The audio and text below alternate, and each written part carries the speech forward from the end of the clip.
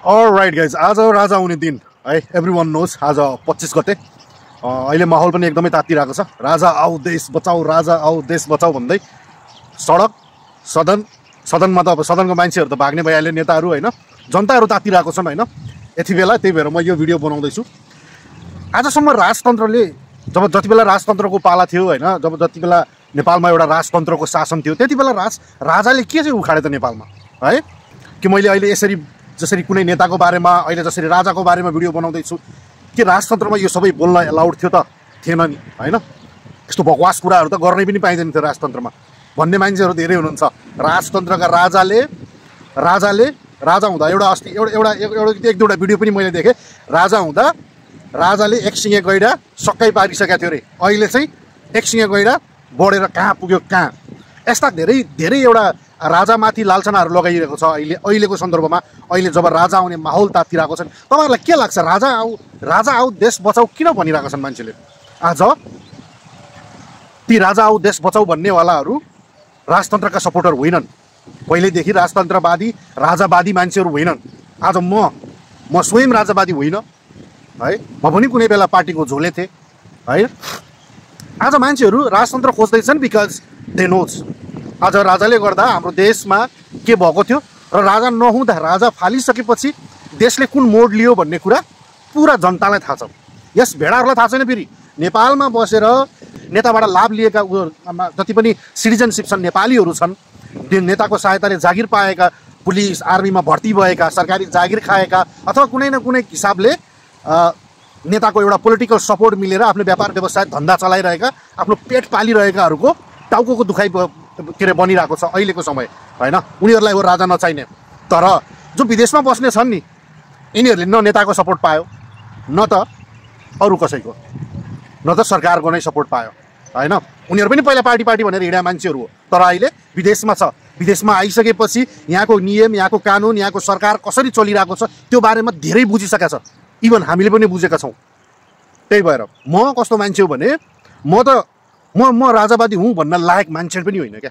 सायद मलाई आफ्नै परिवारले पनि मलाई सराप्न सक्छ यस्तो भिडियो बनाउँदा। बट नो, म फ्याक्ट कुरा गर्ने मान्छे हो होइन। थाहा छ म शहीद परिवारबाट बिलोङ्गिङ गर्छु। मेरो पुराको पुरा फ्यामिली शहीद परिवारसँग जोडिएको छ। मेरो मामा, मेरो हजुरबा होइन देखि लिएर मेरो अङ्कल, मेरो आन्टी, हरेक मान्छेहरू सरकार पीडित हो। उनीहरू सरकार पीडित भएपछि म पनि त सरकार पीडित हो होइन। मेरो मामा 10 वर्ष 12 वर्ष पुलिसले लखटेर इन्डिया गएर बसेको मेरो मामा, मेरो जेठो मामा। मेरो अर्को एउटा बाजेको कुरा गर्ने हो भने आज त्यो मेरो बाजेको हैसियत यदि बाँचेको हुन्थ्यो भने कुनै मन्त्री भइसकेको हुने मेरो बाजे हुन्। त्यस्तो काबिले तारिफ बाजे हुन्। दिमाग, बौद्धिक शक्ति, क्षमता सबै भएको बाजे हो। तर मलाई थाहा छ मेरो बाजे मर्दाखेरि म 3 वर्षको थिएँ, 2 वर्षको थिएँ होइन। मेरो बाजे आएर बिहानमा हाम्रो एउटा के भन्छ खाजा पसल थियो, किराना पसल प्लस खाजा पसल थियो, गाउँमा थियो। मेरो बाजे आएर ल 1 क्यारेट अन्डा उमालिदेऊ भनेर मेरो मम्मीलाई, मेरो बाबालाई उमाल्न लगाएर 1 क्यारेट अन्डा आफ्नो सर्कलको मान्छे छर छिमेकीलाई बोलाएर ल अब म भूमिगत हुने भएँ, म भाग्नै पर्ने भयो, मलाई बस्न नदिने भए भनेर अन्डा खिलाइवरी, नमस्कार गरिवरी, ढोकपेट गरिवरी भागेका मान्छे हुन्। जङ्गल छिर्न तम्सिएका मान्छे हुन्, जङ्गल छिर्न हिँडेका मान्छे हुन्। झोला बोकेर हिँडे। तर सुराकी लाउने को? त्यही नेपाली समाज, त्यही हाम्रै वरिपरिको छिमेकी राजावादीहरू। सुराकी लगायो, पछाडि पुलिस, मेरो बाजे अगाडि दौडिँदै के अरे डुबुल्की मारेर भेरी नदी, तपाईँहरूलाई थाहा छ होला सुर्खेतको भेरी नदीमा डुबुल्की मारेर तर्छु भन्दाखेरि पानीभित्र के अरे डाइभ हान्ने बित्तिकै माथिबाट राउन्ड गोली चलाएर न लास बाहिर आयो न के आयो, लासै भेटिएन। त्यसरी मारेको मेरो कान्छा बाजेलाई। त्यसपछि के गर्यो फेरि माओवादीले, प्रचण्ड सरकारले के गर्यो त? ल त्यति बेला के थियो, एउटा कुनै कसैलाई सरकारले मार्यो भने चाहिँ त्यसको परिवारमा को छ के अरे जवान तन्नेरी, त्यसलाई गएर उकास्ने, मोटिभेट गर्न खोज्ने होइन। त्यसै गरी बेलुकापल्ट आइपुग्यो, बाजे बितिसक्यो बिहानमा, बेलुकापल्ट के अरे माओवादीका कार्यकर्ताहरू आएर ल तम्साउन थाले। खुन के अरे जवान छोरो छ, खुन तातो छ, 21-22 वर्षको छोरो होइन। त्यसलाई तम्साउन थालेपछि 21-22 वर्षको छोरो जुन 1-2 दिन अगाडि बाउ बितेको छ, जसलाई पुलिसले गोली मारेको छ, थाहा पाइ त्यस्तो मान्छेलाई त्यहाँ आएर इन्करेज गर्दाखेरि त्यो मान्छे जङ्गिँदैन? जङ्गिन्छ नि त, डेफिनेटली जङ्गिन्छ क्या। हामी जस्तो छोरा भयो भने पनि जङ्गिन्छ। हामी जस्तो छोरा भएपछि जसको शरीरमा जसको मुटुमा दम छ नि त्यो मान्छे जङ्गिन्छ क्या। मेरो मामामा त्यस्तै दम थियो। मेरो मामा गयो कुरा सुनेर, हो, कार्यकर्ताको कुरा सुनेर गयो। मेरो मामाले पनि जङ्गल समायो, के अरे जङ्गल चुज गर्यो। गएको 6 महिनापछि 7 महिनापछि मेरो मामा पनि कहाँ गयो त? रुकुमको खारामा सिद्धिनु भयो। त्यसपछि फेरि आइपुग्यो कान्छो भाइलाई मोटिभेट गर्न। तर कान्छो भाइलाई मेरो बजेहरूले नजा, अब तैँ छस्, यो बदलाको भावना छोड्दे भनेपछि अनि कान्छो मामा चाहिँ बचिरहेको छ। म त्यो फ्यामिलीबाट बिलङ गर्ने मान्छे हो। तर त्यस्तो हुँदा पनि म आज राजा किन भन्छु? यस, राजा पीडित धेरैले भन्छन् राजाको पालामा बोल्न पाइएन, राजाले यस्तो स्वतन्त्रता दिएको थिएन होइन। राजाका परिवारहरूले कतिका घरबेटी, कतिका घरका चेलीहरूलाई बलात्कार गरेका छन् भन्ने कुराहरू छ होइन। कतिलाई राजा वीरेन्द्रको छोराले गाडीले हानेर मार्यो, बलात्कार गर्यो भन्ने यस्ता कुराहरू धेरै पार्टीका मान्छेहरूले खोल्छन्। यस, द्याट इज डेफिनेटली राइट होइन। त्यो गर्नु हुँदैन थियो र अहिले त्यही गर्नु हुँदैन भनेर नै नेकपा माओवादीको जन्म भएको क्रान्तिकारी पार्टी भनेर प्रचण्डले जन्म लिएका हुन्। मार्क्सवाद र लेनिनवाद हामीलाई पनि आउँछ राजनीति। यो राजनीतिको क्रेडिट चाहिँ म मिस्टर बालन दाइलाई दिन्छु होइन। Because of him that I am able to speak about it क्या होइन। मार्क्सवाद र लेनिनवादको एउटा त्यो वादलाई पक्रिएर माओवादी निक्ल्या हो नि त। अन्याय र अत्याचार भयो, राजाको के अरे परिवारले, राजतन्त्रले गरिब बाँच्न दिएन, धनीलाई मात्र सहायता गर्यो भनेर माओवादी निस्क्यो कहाँ? जङ्गलतिर निस्क्यो। ठिक छ, 10 वर्ष युद्ध गर्यो। त्यो एजेन्डा राम्रो थियो नि त, एजेन्डा राम्रो थियो माओवादीको। ल ठिक छ, केही गर्छ। माओवादीको एजेन्डा के थियो? बौद्धिक शिक्षा हुनु पर्यो, व्यावहारिक शिक्षा हुनु पर्यो। यस्तो खालको शिक्षाले पनि कहीँ हुन्छ? जापानतिर हेर्नुहोस्, जन्मिने बित्तिकै घडी बनाउन सिकाउँछन्, जन्मिने बित्तिकै मोटरसाइकल बनाउन सिकाउँछन्, जन्मिने बित्तिकै कार बनाउन सिकाउँछन् भन्ने एउटा माओवादीको भनाइ थियो। नेपालमा 12 क्लास पढ्दाखेरि पनि एउटा नेपालको युवाले जागिर खान सक्षम हुँदैन भन्ने माओवादीको भनाइ थियो। And that is right. उनीहरूको एजेन्डा त्यति नराम्रो थिएन। तर 10 वर्ष जनयुद्धपछि होइन, 19 दिने जनआन्दोलन भयो। जनआन्दोलनपछि माओवादी सत्तामा आयो, भारी बहुमतको साथमा। माओवादी आइसकेपछि शिक्षामा परिणत भयो। त्यही शिक्षा अहिलेसम्म चालु भइरहेको छ, आजसम्म परिणत भयो त। त्यति बेलाको कुरा नगरौँ। माओवादी त्यति बेला आयो, नयाँ थियो, बुझेन म भन्छु। आजसम्म कुनै पहल भयो शिक्षामा? कुन शिक्षामा तपाईँले सुधार भएको देख्नुभएको छ? आज पनि त्यही शिक्षा त छ। त्यहाँनिर एउटा के भन्छ व्यावहारिक शिक्षा प्रणाली छैन नि। बरु आज त्यो शिक्षाबाट पनि नि जन्मेको बुद्ध जन्मेको देश नेपाल भनेर आज रेयरली खोज्नुपर्छ होला। पहिला हरेक ग्रेडको हरेक किताबमा हुन्थ्यो। ग्रेड 1 नर्सरी होइन, एलकेजी युकेजीबाट पढाउन सुरु गरिन्थ्यो Buddha was born in Nepal भनेर। आज सायद खोज्नुपर्छ होला क्या, किनभने त्यो किताब आउँछ इन्डियाबाट होइन, त्यो किताब आउँछ भारतबाट। बरु भारतका किताबहरूमा लेखिएको छ, दुबईका किताबहरूमा लेखिएको छ, इजिप्टका किताबहरूमा लेखिएको छ, मोरोक्कोका किताबहरूमा लेखिएको छ Buddha was born in India भनेर। तर हामीले बोलेको छैनौँ नि त यो बारेमा। यही शिक्षा चेन्ज ल्यायो माओवादीले, नेताहरूले होइन। नेपाली कङ्ग्रेस, अब अर्को कुरा भनिदिन्छु, नेपाली कङ्ग्रेसलाई राजावादी पार्टी पहिलादेखि हामीले सोध्थ्यौँ, राजावादी पार्टी। नो, राजा किलर पार्टी हो नेपाली कङ्ग्रेस। यस, प्रचण्डले भने सुन्नु भएन? के अरे जनयुद्धको बेलामा गिरिजाप्रसाद कोइरालाजीले मलाई फोन गरेर यो क्याम्प हान्नु पर्यो भनेर फोन गर्ने, जति बेला गिरिजाप्रसाद कोइराला मन्त्री थिए नेपालका। प्रचण्डले भने त्यो कुरो झुटो होइन नि फेरि है। यतिसम्म कनेक्सन हुँदो रहेछ यिनीहरूको। बिचरा राजालाई त बलिको बकरा बनाएको यिनीहरूले, थाहा छ नि। कङ्ग्रेस, माओवादी, एमाले मिलेर बलिको बकरा बनाएको राजालाई। किनभने यिनीहरूले धेरै खान पाएन, यिनीहरू तलबमा थियो, खाने जति सबै राजाले खाइरहेको थियो, right? That is the reason they killed, that is the reason they के भन्छ मेनिपुलेट आवर नेपालीज कम्युनिटी क्या। यसरी मेनिपुलेट गरिदियो कि ल राजा भयो भने तिमीहरू पनि सकिन्छौ, तिम्रो परिवार, तिम्रो यो त्यो भनेर हामी पनि आन्दोलनमा निस्क्या हो। यस, म माओवादी हाय माओवादी जिन्दाबाद भन्दै बाजा बजाउँदै बाजासँग नाच्दै हिँड्ने मान्छे हो म 9 क्लासदेखि। किनभने मेरो फ्यामिली पुरै माओवादी। तर आज मेरो फ्यामिली छन् होला, अहिले भिडियो देखेर रिसाउने मान्छेहरू पनि छन् मेरो फ्यामिलीमा। बट नो, नरिसाउनु होला। म देशको लागि भन्दैछु, म मेरो लागि भन्दैछु। बिकज मैले भोगेको छु यो एब्रोड कस्तो हुन्छ, एब्रोडमा विकास कसरी हुन्छ। एउटा गैँडेले एउटा टिकटकले के भनिदियो, राजा हुँदाखेरि के अरे एकसिङे गैँडा कति लोभ थियो। आज हेर्नुहोस् एकसिङे गैँडाको के अरे बिगबिगी छ, नेपालमा जनसङ्ख्या बढेको छ। त्यसले एकसिङे गैँडा देख्यो यार, राजा हो, शिकार गर्छ नि त होइन। त्यसले एकसिङे गैँडा देख्यो तर त्यसले यो देखेन यहाँनिर जिउँदै मान्छे मरिरहेका नेता आइसकेपछि देखेन क्या तपाईँहरू एकसिङे गैडाको पछाडि लाग्दैछ राजाले तपाईँहरूको बेतुके सवाल छ बेतुके तपाईँहरूको पोइन्ट छ क्या राजाले एकसिङे गैडा मार्यो अरे होइन त्यस्तो कारणले राजा हुनु ठिक होइन होइन आज नेताले कति मारे तपाईँलाई त्यो पनि थाहा छ नि अन्दाजा आज नेताले हरेक दिन लाखौँ नेपालीलाई मारिरहेको छ जुन एयरपोर्टबाट विदेश लखटेर त्यति बेला थिएन नि त राजपरिवारको सदस्यबाट कोही बलात्कृत थिए म मान्छु बलात्कृत थिए आज नेता आइसकेपछि के भयो त फेरि चेन्ज भयो तपाईँहरू कस्तो बेतुके कुरा गर्नुहुन्छ तपाईँहरू चेन्ज भयो भने भन्नुहोस् उत्तर दिनुहोस् न मलाई आज के भयो आज साला आफ्नो दाइ र बहिनी दाइदेखि डराउनु पर्ने अवस्था छ है आमा छोरादेखि डराउनु पर्ने अवस्था छ कान्छी आमा छोरादेखि के अरे भाइदेखि डराउनु पर्ने अवस्था छ होइन भाउजू देवरदेखि डराउनु पर्ने अवस्था छ यही हो चेन्ज घरै पछि बलात्कार छ आज बलात्कार गर्नेहरू खुलेआम मिडियामा छन् भाइरल छन् होइन बोल्न पायो भन्दैमा मिडियाले त्यसै गरी बोल्छ होइन कहाँ बलात्कार गर्यो कति बेला बलात्कार गर्यो कतिचोटि बलात्कार गर्यो यस्ता टपिकहरू मिडियामा सुनाइन्छ इज द्याट अ लोकतन्त्र गणतन्त्र यही हो त्यो सुनाउने चिज हो देखाउ न यहाँ सुनाएर युएईमा देखाउ कतारमा देखाउ साउदीमा होइन आज त्यो देखाउनु तपाईँहरू त्यही हो त्यसलाई भन्नुहुन्छ तपाईँहरू स्वतन्त्रता यदि स्वतन्त्रताकै कुरा गर्ने हो भने ल राजाको पालामा स्वतन्त्रता थिएन अहिले खाक स्वतन्त्रता पाएको छौ तिमीहरूले तिमी स्वतन्त्रताको कुरा गर्ने मान्छेहरू नि जसले भन्छ नि राजा हुँदा यस्तो गर्न पाइएन उस्तो गर्न पाइएन बोल्न पाइँदैन थियो खुलेर घुम्न पाइँदैन थियो क्लब डिस्को जान पाइँदैन थियो आज तिमी आफैले आफ्नो छोरीलाई नि बेलुका 6 बजे पछाडि जाऊ त बाबु त्यहाँनिरबाट पसलबाट सामान ल्याऊ भनेर भन्दैनौ तिम्रो त्योमा दमै छैन तिमीसँग जाऊ जवान छोरीलाई पठाउन सक्छौ भने पठाऊ सक्छौ सक्दैनौ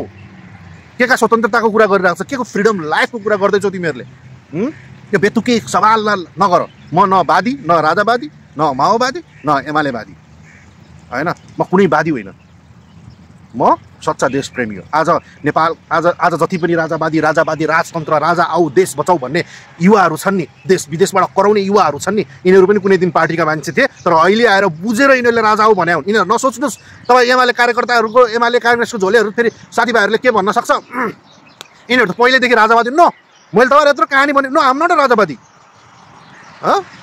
म भन्ने भन्दा म माओवादी हुनुपर्ने मान्छे हो why am I speaking like this भन्नुहोस् न कुन स्वतन्त्रताको कुरा गर्नुभएको छ मेरो बहिनीले अस्ति आफ्नो छोरी बचाउको कार्यक्रममा छोरी बचाउनु पर्यो भनेर छोरी बिचमा छोरीको झगडा पर्दाखेरि यसरी प्याट्टा हान्दाखेरि अर्काको छोरीलाई हान्दाखेरिमा 1 वर्षको बच्चा सानो भान्जीसहित जेल हाल्ने 7 दिन 5 दिन जेल हाल्ने सरकार हो त्यो जुन लमा छ आफ्नो छोरी आफ्नो किड्स आफ्नो बच्चाबच्चीलाई बचाउनको लागि आमा बाउले एक्सन लिन पाउँछ भनेर त्यस्तो सरकार त्यस्तो एउटा कानुनमा बाँचिरहेको छ बाँधिएका छौ अनि यसलाई स्वतन्त्रता भन्छौ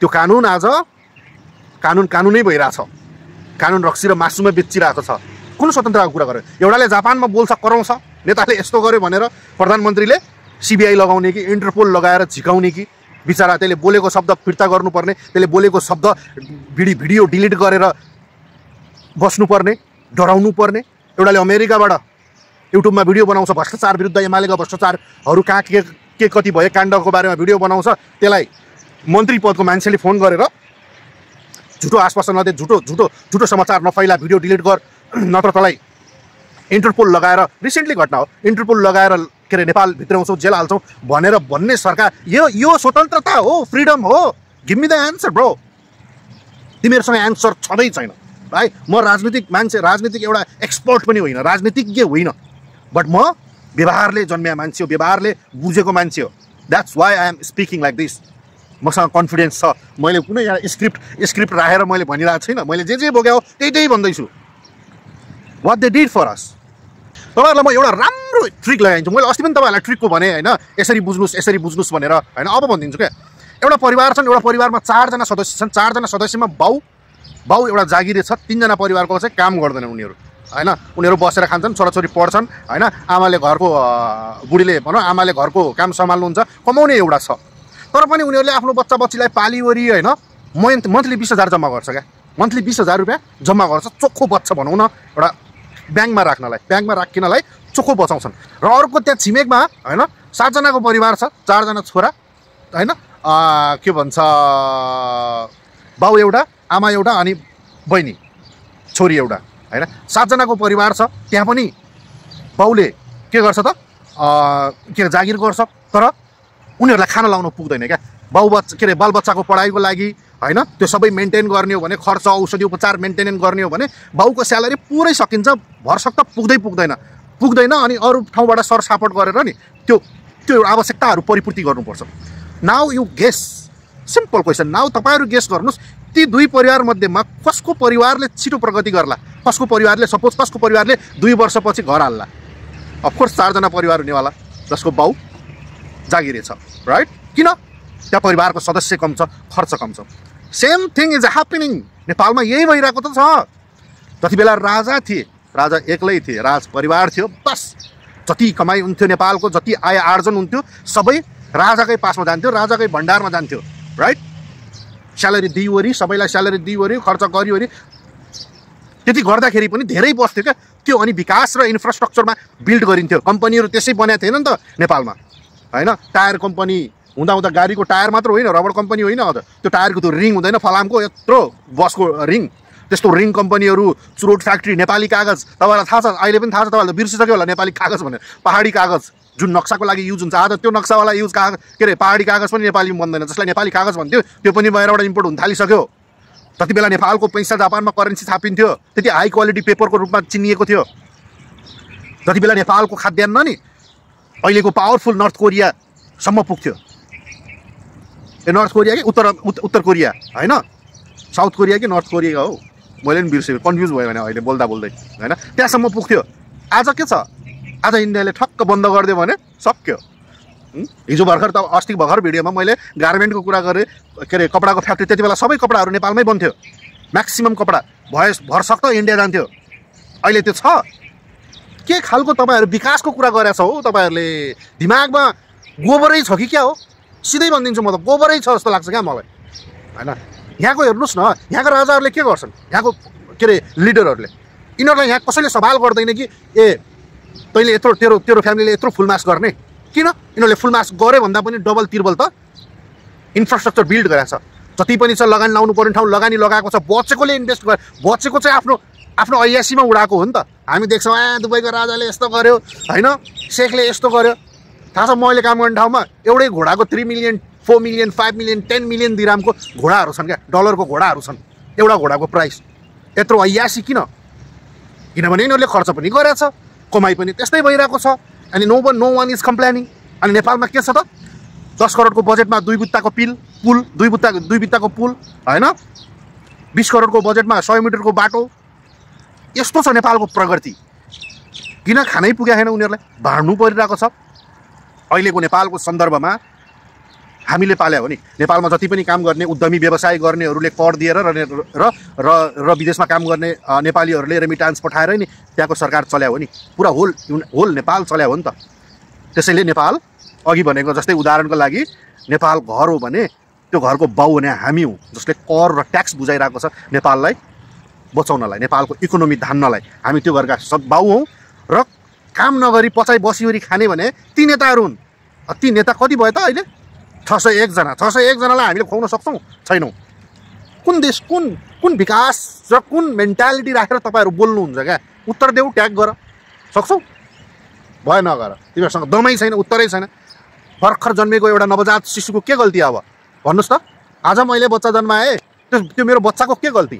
त्यसको टाउकोमा जन्मिँदै 1 लाख रुपियाँ ट्याग लागेर आइरहेछ, ऋण तेरो नाममा छ भनेर। ल ठिक छ, मैले त केही हुने मान्छेहरूले त ल आफ्नो छोराछोरीको लागि अलिकति एउटा कमाइ खाने भाँडोहरू जोड्देला, सम्पत्ति जोड्देला, त्यसले त त्यो ऋण सहला।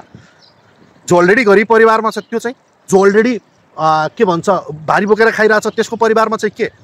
त्यसको छोराले त्यो पैसा तिर्न सक्छ? 1 लाख सरकारले राखेको तपाईँको नेताहरूले थपिदिएको बोझ तिर्न सक्छ? हो, ती हुन् मर्ने भने, अकालमै पासो लाएर मर्ने भने तिनै हुन् है। अब बुझौँ, अब के बुझ्ने तपाईँहरू आफै बुझ्नुहोस्। थ्याङ्क यू, बाई, जय नेपाल। भन्छु भन्दा भन्दै अर्को एउटा कुरा भुलेँ, होइन? तपाईँहरूमध्ये कतिलाई लाग्न सक्छ, होइन, राजा आयो भने फेरि त्यही त हुने हो, होइन भनेर। बट बिल्कुल हुँदैन, त्यो चिन्ता नगर्नुहोस्। किनभने राजाले राम्रो लर्निङ गरिसकेका छन्। What are the reason? जनताले कुन पोइन्टमा हामीलाई कोसेका थिए त? जनताले कुन पोइन्ट, कुन मुद्दा उठाएर राजा चाहिँदैन, देश छोड्नुपर्छ भनेर आन्दोलन गरेका थिए त। यो बारेमा राजालाई राम्रोसँग नलेज छ। एन्ड अब अरू अझै पनि तपाईँहरू माओवादीको पार्टी कार्यकर्ताहरू हुनुहुन्छ भने पनि तपाईँहरू डराउनु पर्दैन। राजा आएपछि हामी जङ्गल जानुपर्ने हुन्छ, हामीलाई मार्छन्, त्यो हुँदैन। अहिलेको समयमा त्यो हुँदैन ब्रदर, त्यो चिन्ता नगरे हुन्छ। यस्तो मिडियाको जमाना छ, फेरि जनता चुप लाग्छ नि त यदि त्यस्तो भयो भने। तपाईँ हामी त हो नि जनता, होइन? डेफिनेटली त्यस्तो हुँदैन, त्यो बारेमा चिन्ता नगर्दा पनि हुन्छ। राजा आयो भने बोल्नै नपाइने, होइन, हामी फेरि चुपचाप बस्नुपर्ने, होइन, अब यस्तो हुँदैन, होइन?